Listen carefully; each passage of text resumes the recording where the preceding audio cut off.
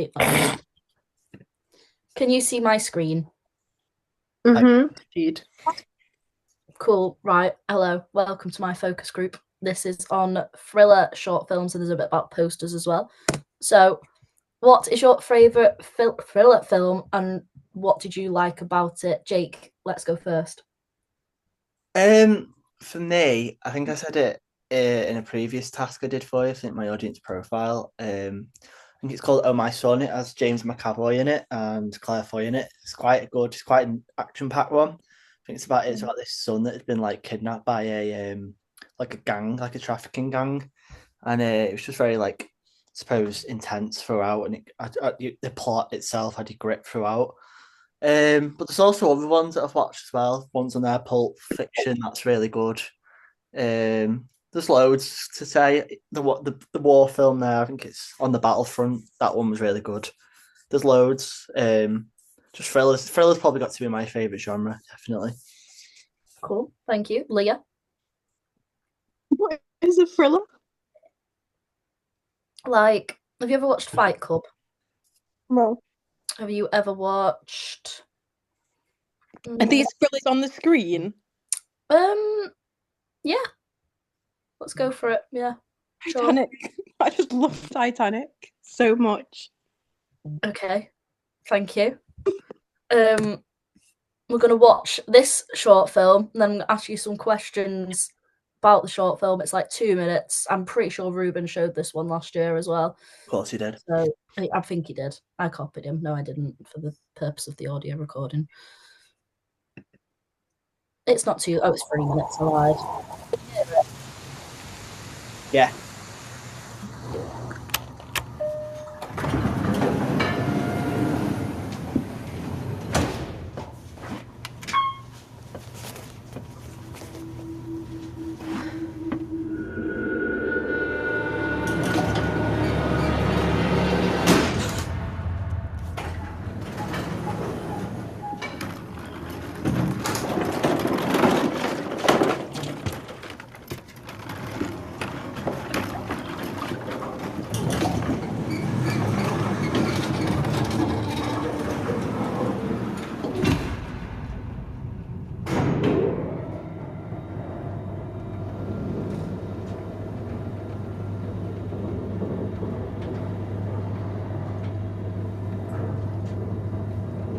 Late night?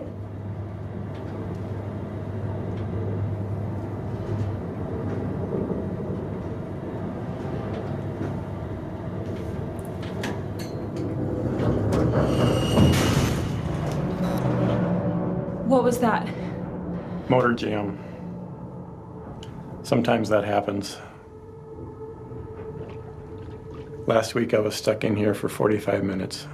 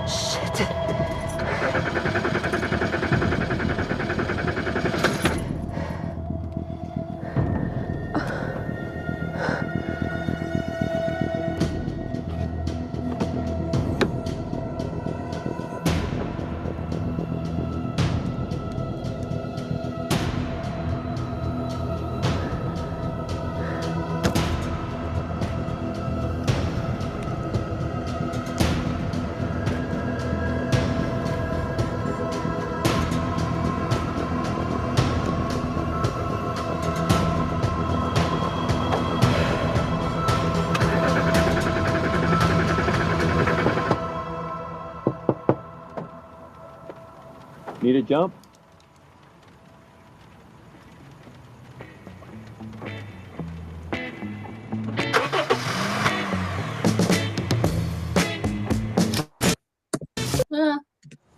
No, don't do it. Okay. So, what were your overall impressions and thoughts on this film, Jake? I really liked it. I thought it was really good. I feel like from the beginning, your attention was your attention was grabbed by it. Like, I feel like the plot was pretty easy to figure out pretty quickly. Like, you knew it was suspenseful. You knew that she immediately didn't, the woman, she didn't feel comfortable with the man in the lift with her, and you could tell that she sensed in her head that there was something wasn't quite right, and obviously the implementation of the cinematography, like the close-ups and stuff, that really helped illustrate that. But also the mise en scène as well, that was really good with like the blood and the feet and all that sort of stuff. Cool, thank you. Leah?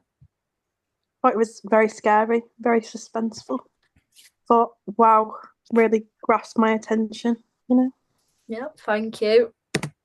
So I'll just do one at a time. So first one, did you find it engaging or unengaging, and what like specifically did you find like engaging or unengaging about it, Jake? I'd say the engaging parts for me, there was two aspects. Obviously, like I said it previously, the cinematography was great. The close-ups on things, particular things that they wanted you to notice. So like the blood and what the man was holding in it with his bucket and all that sort of stuff. But I'd say the incidental music was really important as well. That building up, it wasn't dead quickly. It wasn't dead quick. It was very gradual, and it built up with the beat and the pace of the girl like running away. And I felt like that really worked.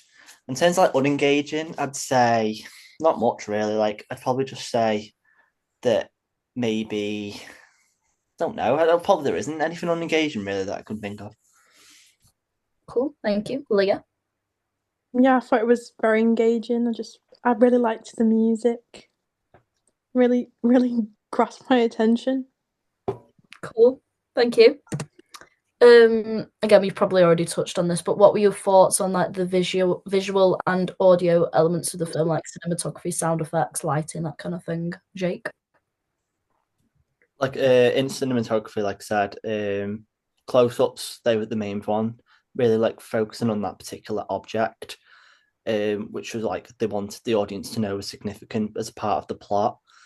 Sound effects, they were very like ambient based, like the noise outside, like the echoing like outside, or the lift noises, like the button being pressed, or the lift, just the noises that it makes. I don't really know what to call it. The lighting as well is very low key, which obviously illustrates that suspense and that anxiety, I suppose. That's definitely also the mise en scène as well worked very well. The prop. Thank you. Yeah. Leah? Again, I liked the music. I thought it helped build suspense. And the close-ups on the blood and things like his mop bucket. I thought that was good. Cool, thank you. Could anything have been improved, Jake? Maybe if the ending really, maybe if it was more open ended, like the audience could have made their own interpretation. Suppose it was a closed ending. It was very like you knew how it ended. The guy wasn't as dangerous as what she anticipated. I feel like if he's left it more of a twist, like for the audience to not know what happened to her, or what the guy was really like, I feel like that would have been more interesting. Thank you. Leah? Thought it was brilliant. I don't think anything could have been improved. Okay, thank you. And then these are two posters of well-known thrillers. What's your initial reaction to these posters, like depending on whether you've watched the film or you've not watched the films, Jake? Looking at both of them or one of them in particular. Either, both, whatever. If you want to focus on a particular one, just put that in. I'll summarize both of them. So I'd say the first one on the left, the Silence of the Lambs one. I've not watched the film, but from what I can see of the poster, it's very like the butterfly, like it's covering the mouth for a reason. Like the person's, I don't know, maybe been silenced or something. It's adding that sense of mystery and that sense of isolation. And I suppose that's in relation to the second one, which I have watched, The Girl on the Train. It's about that supposed solitariness, that the idea, and I suppose that it really connotes the genre very well with the use of colours and the actual main image as well. Cool, thank you. Leah? Not really a fan of the Silence of the Lambs one. I've not watched it, but I just don't think it's very interesting. But the Girl on the Train's more realistic, which I just like. Yeah, thank you. How do you feel about the use of images, typography, and the colours used on both of these posters? Jake? I'd say the colours on both of them work very well. I suppose they both connote the genres. I'm not too sure what the genre of the first film poster is, but I know with the second one it's more like thriller. So, and I feel like that just connotes it very well, the use of colour. Like I said previously, the image, I feel like the image really captures what's going on, the actual mood, the emotions of the character, and suppose the actual vibe of the plot. Obviously, that's that suspense, that isolation, that solitary independence. Typography, I suppose, the fonts used on the first one, it's kind of like they're both very small. I'd say the Girl on the Train one's a little bit bigger, but I'd say on the Silence of the Lamb ones, it's very small and it's hard to read. But I don't know if that's like deliberate. But I'd say with the second one, it's more sensitive and it grabs your attention, and the way they positioned it works very well. Cool, thank you. Leah? I like that they're both a close up of some sort of face. And I like the dark colours used in both. Yeah. Yep, thank you. Would these posters make you want to watch these films? Why or why not? Jake? The first one, it doesn't really appeal to me. It doesn't really want to make me want to watch it. It's nothing like Leah said. I suppose it's nothing really significant that grabs my attention or makes me like really want to watch the film. But I'd say with the second one, it's got that realism to it. Again, what Leah said. But I'd say that the realism to it really like makes me want to watch it. And I suppose the plot is very like kind of like hinted towards them through the visuals, and it just makes me really like intrigued of what it's about and makes me want to learn more about it. Cool, thank you. Leah? Again, I agree. Like the Silence of the Lambs one, I'm just not really fancying it. It's just looking a bit weird, to be honest.